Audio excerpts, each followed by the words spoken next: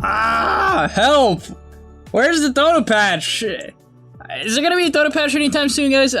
Like, I need a patch, alright? It's been a while. Not gonna lie, I just want to try things out. I want to have some fun in my own rank games, whatever it is. I just want to play some new heroes with some new builds, some new items. And so today, I'm going to be helping you guys fulfill my dreams in your games by giving you 5 builds you can try right now, before we even have a patch. These are builds that I think are particularly strong, underrated at the moment, or that are being used by pros that have not caught on to pubs. And so I want to give you guys a little bit of a refresher course on what is currently in the meta, why it is strong, why you should try it out, and why you should get a gameleap subscription. You want to know why you should get a gameleap subscription? Because it's the only way you can certified become broken. We'll actually give you a nice little piece of paper. We'll send it in the mail when you get your sub. By the way, the head of Gameleap told me that this might not be true, so I can't guarantee it, but let's get into the video. Alright, so first things first is one of my favorite heroes in the entire game. Really, I kind of like any green tree hero, or just green hero in general. I actually love Viper. One of the main ways I've gained MMR was by playing Blade Mail Pipe Viper. I love Veno Jungle. I mean, who doesn't? It's just so fun to have in your games. I love Prophet, that's my most played hero. And then today, I want to talk about Treant and how I think you should be playing right now. So the way I like Treant is you should pick him with a hero like Wind Ranger in lane, and you should play him in the offlane. So you want to, as your boss for a Wind Ranger, a Grimstroke, a Crystal Maiden, a Bane. You just want a hero that can punch with you, that can slow for you, that can set up for you. And when you have these heroes, you bop. Then when you pick Treant, what you want to do is sit in the lane, secure every single CS, every single deny, which is so easy as Treant. Literally, I was playing against the PL recently as Treant, and I had like 17 denies in like 5 minutes. That guy wanted to kill himself. I hope he didn't. I'm sure he's a good guy, but he definitely wanted to at the time. Now, for the skill build and item build, what I recommend you go is as follows. So skill build, I recommend you max out your W. And then whenever you aren't maxing out your W, you want to take points in your Nature's Grasp. And basically you want to be like 2-4-2 at some point. I'm not a huge fan of being 4-4-0. It's a bit weird. I think Living Armor is a very good value point. So at least 4-4-1. But yeah, the main thing is max out Leech Seed and spam on people. And in order to be able to spam it on people, you need HP regen. So what you want to buy is Rings of Regen in the lane, buy a bunch of tangos, salves, mangoes, whatever, requires that. And most importantly, you want to build Tranquils into a Soul Ring. And usually I'm not a huge fan of this build, but I think for Treant it's really good. Using the extra amplified regen you get from your passive when you sit in trees, Tranquils are particularly good. You regen ridiculously fast, and with the help of the Soul Ring, you can spam your Leech Seed, get even more sustain, and then you build into a Meteor Hammer. By the way, I recommend buying Windlace, Stick, Raindrops, these items as well. Very important on Treant to buy these small items to leverage your early game advantage with the Leech Seed. And then, yeah, go into a Meteor Hammer, bada bing, bada boom, yeah, do a lot of damage, it's very strong, and give it a shot. Next up on the list, we have Mid Lane Doom.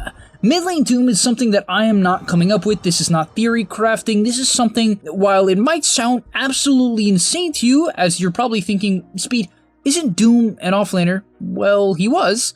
Now, every single time I see him in a pro game, he's going mid. Now you might be asking why, what made that change? I think the major reason for that is people just realize how sustainable Doom is. Also, I'm not gonna lie guys, I don't remember this exact change, but the hero starts at 2 armor. I don't know when they did that. I think it was very recently, but the hero used to have 0. So if you lane against a hero like Quaperlina, you'd kind of just get beat up. But now you have 1 regen extra at level 1. You can eat the rage creep. At level 2, you get 5 extra regen, and you have a decent amount of armor. It's pretty good. You can't lose almost any lane, no matter who they pick. Even if they, let's say, pick a winning matchup in the mid game, you can just kill them. Like, let's say it's Lina, a hero that can kind of punch you a lot. It's fine. In the mid game, just buy a smoke, sit on a ward, and doom her, and she instantly dies. And really, I think that's the power of the Doom. The hero ganks very well, right? You buy phase boots in the drums with a wand, maybe a bracer as well. You gank very effectively with your maxed out Scorch Earth. You should always go maxed out Devour first. That's typically what people are going. They max their Q, then they max their W. Following that up, obviously the Infernal Blade, but usually that's skipped until you're at least 4-2-1 or 4-4-1, right? Sometimes people just completely skip it. And then you can run around gank, you can farm, you can just sit mid, you can bully the enemy mid laner, try to solo kill them. You have a lot of options of Doom. This hero's just reliable, it scales well, it's good in the early game, it's just straight up reliable. Like, really, I think this hero can be first picked, and it is totally legit. I genuinely believe that, even if, you know, maybe they can pick a quote-unquote counter such as Naga, kind of, you know, still meh, because Doom can itemize around those type of things. After all, the hero just buys any item it wants. It can buy Crimson, it can buy Vlad's, it can buy Shiva's, it can buy Radiance, it can buy Shadowblade, it can buy Blink. It doesn't matter, it can do whatever it wants. So give it a shot. I think it's very, very strong. Next up on the list, we have mid lane Oracle. Now, if you're curious on playing mid lane Oracle, I actually just made an entire video on it. Oh, what is that? You want to check it out? Well, all you have to do is get a gameleap subscription. How cool is that? And you get a new piece of content every single day. But also, you get a full-length mid Oracle guide that I made. I think it's going to be around 15 to 60 minutes of all Oracle tips, every little in-depth thing you need to know about No-Tail's recent mid Oracle. It's honestly stronger than I originally thought. I really do mean that. I think it's quite impressive how much this hero can do. It denies creeps constantly in lane. Literally, you use your E to deny creeps. You save your heroes non-stop. Your W is kind of a broken spell if you have a lot of levels. And that's the cool thing about Oracle. He does well, really well with levels. The fact that you can have 2 nukes, high damage nukes, early on into the game is insane. It is insane. You do so much damage on such a low cooldown. Your Q scales all the way down to a 6-second cooldown. Your E is the 2.3-second cooldown. It is crazy. And your Fate's Edict, which is the spell that disarms people or makes your teammates completely magic immune, is like a 6-second cooldown as well. If you get good at Oracle and you play this hero as a mid, I swear it can have so much impact. And yeah, what you want to build is mana boots. You buy a wand, null, maybe, you know, bottle as well. Then after that, what you're going to want to buy is a bloodstone. You just buy a bloodstone. Then if you get gone on, you ulti yourself, pop the bloodstone, and you're guaranteed full HP. Really cool combo. Definitely something I think more players will be experimenting with. Even if it is a bit cheesy or sounds cheesy, I think it has a lot of room for experimentation. Next up on the list, we have Ag's Silencer. Yes, Ag's Silencer. Now I'm going to pull up. I got some good stuff here. But on the screen here, we got Ag's Silencer. So, what do you do with Axe Silencer? You build an axe, and then you eat people. So you see this axe? I just eat him. I put the last word on him. He currently has 960 health, and he took 712 damage. Now, you might be asking, Speed, doesn't it do 240 damage? Yes, but it's based off your int multiplier. Now, guys, will there come a point in the game where you actually deal 712 damage with Silencer? Is he? Probably not, after all. You know, this axe has 22 int. I have 167. That probably won't happen in-game unless you happen to steal some absurd amount of int, which is possible. After all, I've only stolen 8 int in this demo lobby. But what does Axe Silencer do? What does it do?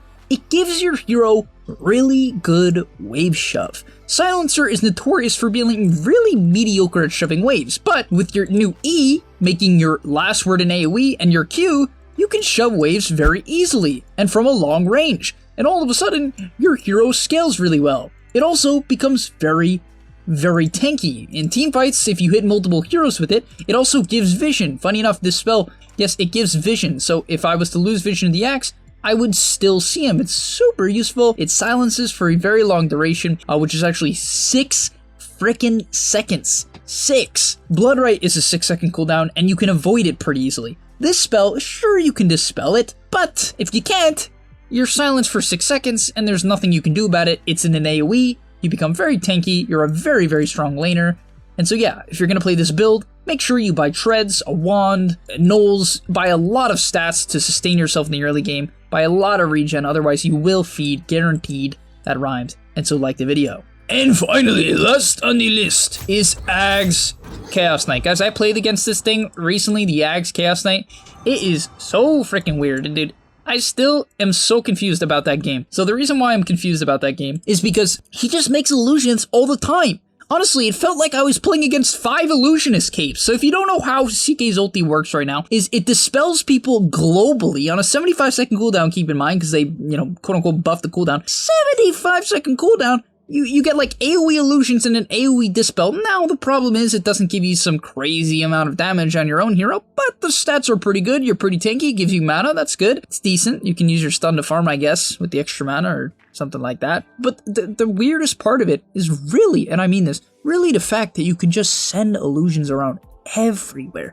It is so dang confusing because the illusions hit pretty hard. They're pretty tanky. They're mad confusing and they are just running around all over the place. If you haven't seen it, it should be on screen. But if you haven't seen it, it is so darn confusing. It's really good for split pushing as well. It's really good for initiating in fights. You can just cancel blink daggers till the ends of the earth. You could just send them to the back lines and, you know, run around and just mess with people. You can send them all 5 illusions out of support and just completely zone them out of a fight. You have so many options with this Ags, and the only hard part is farming up to it. So what I recommend you go is either a Midas into Ags, but I'm a much bigger fan of going something like Drums into Ags or even Drums Armlet into Ags. Buy some items that allow you to take advantage of CK's early game, you know, spike that he typically has, and then after that, after you buy those early game stats, then go into the Ags. It scales very well. It dispels your team. So yeah, by the way, if let's say, you know, your Clinks is split pushing and he gets silenced and he can't invis away, you can literally globally dispel him. It's pretty good. I feel like there's a lot of situations where this can obviously come into play. So thanks for watching. I hope you guys enjoyed. If you have any builds you want to share with the community, as we're growing every day, if you want to share with the boys, help them out, leave it in the comment section down below. We're all open ears. Obviously, right now, with Dota not having a patch for almost 2 months now, you might be saying, Speed, wasn't there a patch a month ago? Yes, but it was like 0.2 agility for Zeus. Like, why does Zeus even need agility? But that was not actually a change, guys, but you get the point. Nonetheless, I hope you enjoyed. If you did, please do like, subscribe.